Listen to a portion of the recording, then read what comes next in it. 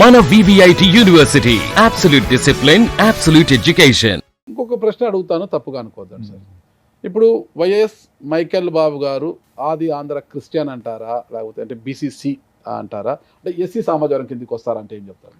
సర్టిఫికెట్లో మాత్రం Indian Christian. Subject correction BCC అనుకుంటాను. అయితే ఇంకా దా టాపిక్ మనం కట్ చేసి ముందుకు వస్తే, షెల్టర్ ఇచ్చేవాళ్ళు. మీ భార్య, మీ శ్రీమతి గారు కూడా డివోటీ అన్నారు కదా, మీరు వివాహం ఎక్కడ చేసుకున్నారు? గుంటూరు. మా మేనత్త కూతురే, అంటే మా నాయన చెల్లెలు కూతురే. ఓకే ఓకే, అందుకని అట్లా మ్యారేజ్ అయింది. మీ నాన్న చెల్లెల గురించి మీ మర్దాలనే వివాహం చేసుకున్నారు. అంటే వివాహం నాటికి మీరు ఇంకా ఫ్యాక్షనిస్ట్గా మారలేదు? మారలేదు. అంటే ఫ్యాక్షనిస్ట్గా మారక ముందు మీరు చారిటీ చేసేవాళ్ళు, సర్వీసెస్ చేస్తూ, మిషనరీస్ ద్వారా వచ్చిన డబ్బులతో సర్వీసెస్ చేస్తూ ముందుకు పోయేవారు. వివాహం అయింది, తర్వాత ఫ్యాక్షనిస్ట్గా మారారు. అప్పుడు మీ శ్రీమతి వారించలేదంటారా? ఇష్టం లేదు, ప్రార్థన చేసేది.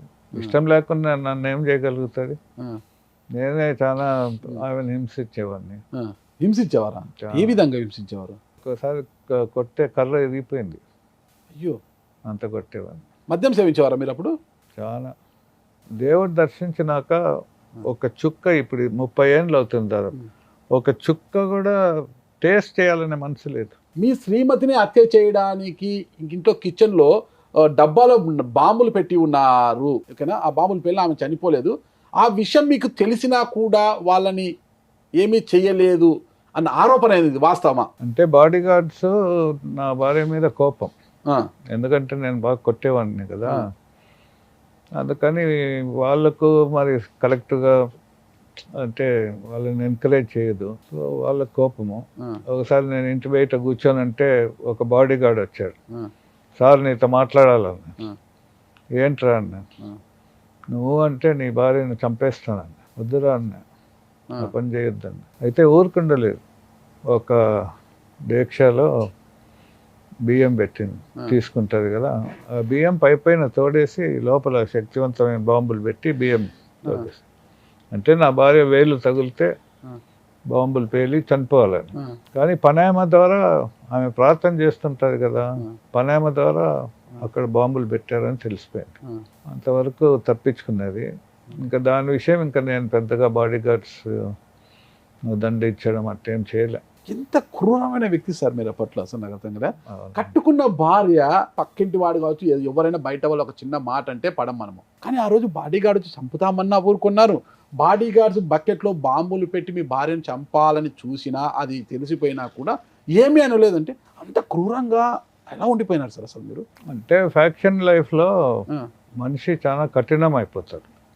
ఈ సాఫ్ట్నెస్, భార్యను ప్రేమించాలి, పిల్లల్ని ప్రేమించాలి, ఈ ఫ్యామిలీ లైఫ్ కన్నా హార్డ్ అయిపోతుంది.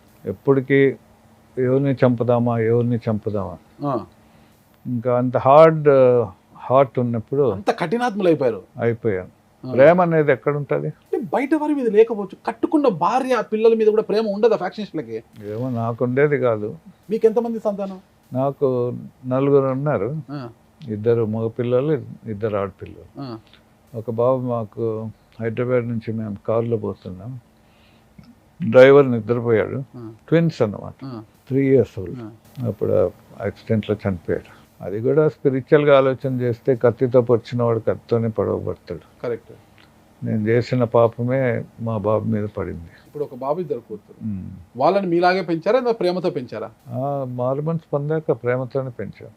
మీ శ్రీమతికి తెలిసిన తర్వాత, నన్ను చంపడానికి వీళ్ళ బాడీ గార్డులు బాంబులు పెట్టారు, అయినా మా భర్త వాళ్ళని ఏమీ అనలేదు, పట్టించుకోలేదు, వాళ్ళకి క్షమించేశారని తెలిసిన తర్వాత మీ శ్రీమతి గారి యొక్క ఫీలింగ్స్ ఎలా ఉండండి అసలు మీతో?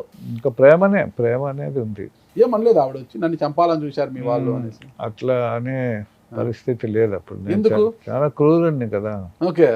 ఎట్లా ఎదురు తిరిగి మాట్లాడేదానికి లేదు. బాంబులు ఎవరు పెట్టారో ఆ బాడీ గార్డ్కు బాగా కడుపు నొప్పి వచ్చి చనిపోయాడు. ఉన్నారా మీ శ్రీమతి గారు ఇప్పుడు?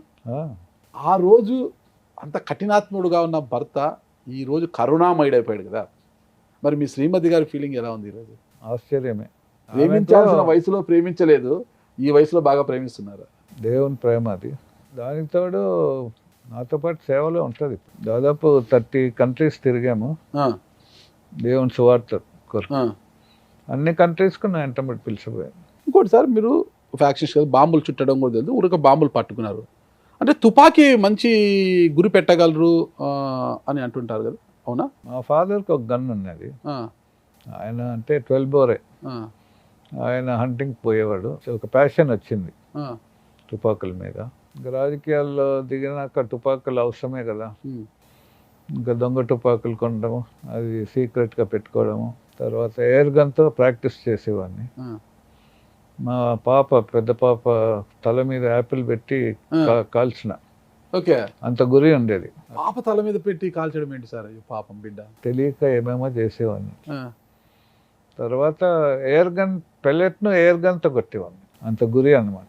ఓకే.